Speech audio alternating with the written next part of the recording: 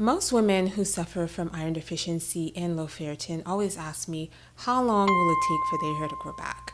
It'll take anywhere from 6 to 12 months to regrow your hair. And I'll explain. I know it sounds like a very long time. I know this because my ferritin was a 6. It took me years of trial and error with numerous symptoms to try to figure out what was going on with my body and how to correct everything. Also, as a PA, I see this all the time in clinical practice. Women come in with iron deficiency anemia and have symptoms including hair loss. We love our hair. I don't know any woman that wants thin, shedding, receding hairlines. Once we see that problem, we want to fix it right away, and I completely understand.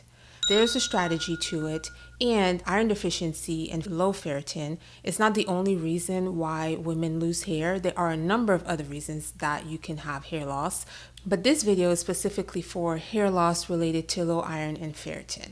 In this 5-step process I'm going to give to you, especially number 5 is really important. I'm going to show you what you can do to get your hair back on track. The first step is get the right labs. You need full panels of everything.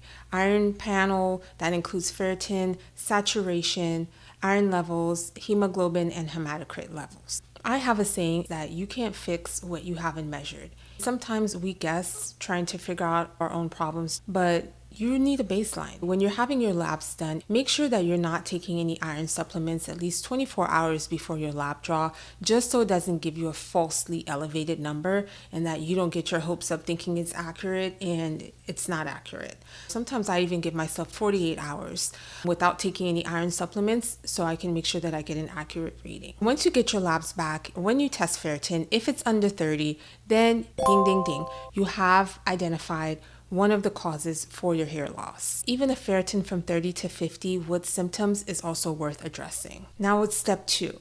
Make sure that you're replenishing strategically. By strategically, I'm saying make sure that you're taking iron the right way. When my ferritin was 6, I used to just take a number of supplements. A lot of them gave me side effects and I didn't stay consistent. We have to identify which supplement will work with our body. The iron selector tool is great because it asks you a series of questions that's personalized to you, and then it helps you figure out which iron supplement is most likely to work with whatever's going on with your health. After you identify that, I do want you to know that hepcidin, which is an important hormone, when you take iron too many days back to back, that hepcidin level can rise. It can actually stop your body from absorbing iron. What may work better is taking iron supplement every other day, taking it 2 hours away from food, and choosing a gentler form. There are gentler options out there. Ferrous sulfate is typically very harsh and causes a number of side effects, even though it's the most prescribed. There are alternatives. There is ferrous bisglycinate, which is gentler and have lower side effects. There's also heme iron. There's also iron derived from beef liver. There's so many options, and the iron selector tool will also give you options with that as well. Another strategy that's helpful is to stack food iron with your supplements. Let's say you started an every other day dose, then in between on the off days, then you can make sure that you're eating iron-rich meals. Lentils are a good source. There's some herbal teas that also help. Nettle tea is one.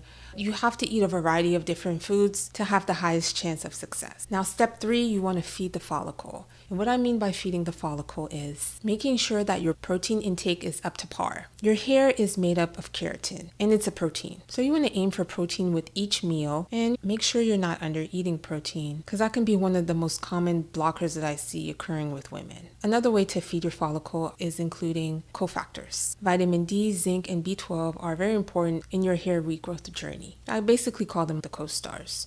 Low ferritin loves company, and usually these deficiencies come in a cluster. When I check ferritin, I also check B12, and oftentimes I usually see that B12 is low, even with a patient that is not on a vegetarian diet. So it's important to replenish these vitamins so that everything is working together. And then also including gentle scalp care. Rosemary oil has some proven benefits to help nourish the scalp topically. Gentle scalp massages. Make sure that you're avoiding any kind of tight hairstyles that causes tension on the hair, or aggressive heat that damage the hair further, or any crash dieting. You don't want to deplete your nutrients or have your body in any form of stress. Step 4, identify why your iron and ferritin are low in the first place. I think it's actually super important, if not one of the most important parts of it, because taking iron is one thing, but you have to identify your root cause, or why is your iron low? Where are you losing blood from? Heavy periods is usually one of the leading causes of blood loss, especially in menstruating women. And if you suffer from heavy periods, you're losing iron every month that you can't get back. If you have heavy menstrual periods related to hormones or fibroids or endometriosis, I'll cover that in another video. Another root cause that you can look at is gut issues and absorption issues. If you suffer from H. pylori or celiac disease, or if you have something blocking your absorption, that also has to be addressed while you're supplementing with iron, but you want to work with your doctor to address those problems as well. And then also make sure that you're not taking anything that's blocking your iron absorption. When I was younger, no one ever told me anything really about how to take iron. They just told me, okay, here's a prescription, take it, and that's it. And that's not really a good strategy because you're walking into something blindly and you don't really have a plan. It's important you take your iron away from coffee, teas, any calcium products, any acid blockers, so it doesn't compete with the iron and limit your absorption. Now, step 5, respect the timeline. Hair works on a delay. The shedding that you're seeing today reflects what your iron levels were months ago. The regrowth will follow the same lag. Once you start supplementing with iron, there is a little bit of a delay. Even though your levels are increasing, your hair growth is actually a few months behind. So that's why I didn't notice any hair growth. But when I did go to my hairdresser, she was like, your hair is getting thicker. And I was like, oh, well, I've been taking my supplements consistently. And she's like, yeah, your hair is really thick.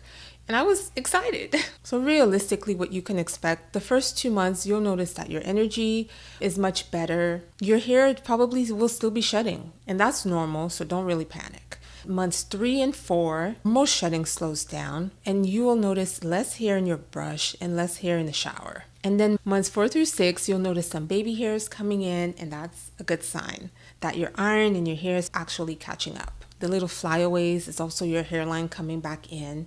Be excited and celebrate that. It's also important to take pictures because sometimes it's hard to see your progress, but when you have pictures, you'll notice the difference and the progress will just continue. From 6 to 12 months, you'll see the visible density, meaning that your hair would be thicker, fuller, and even longer. Of course, none of this is a guarantee, but if you're on the right supplement and you're consistent and you're absorbing the medication well, then there's no reason why you shouldn't see any progress. But of course, if you have questions, you always want to ask your clinicians for clarification and reassurance. Sometimes we just need a little bit of reassurance, and that's fine. As a rule of thumb, what I do with my patients, I usually retest after 12 weeks because I don't like to guess. I don't like to assume. I want the facts, right? So if you're supplementing and you're consistent, we have to retest the ferritin levels to see if they're improving and how much. It doesn't need to jump from 5 to 100 within 3 months. And some people, they do have that, and that's great.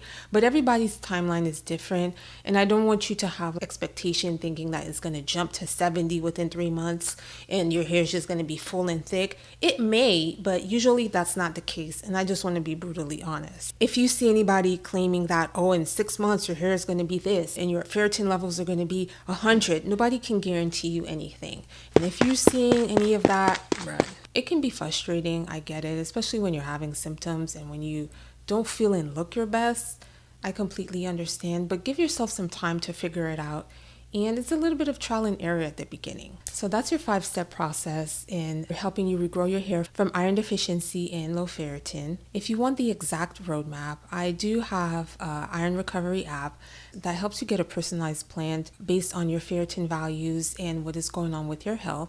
I would love to share it with you, and I'll drop the link down below. If you found this video helpful, please like and subscribe and let me know, what are your ferritin levels currently at right now, and what have you done that has helped you in your hair regrowth journey? Comment down below.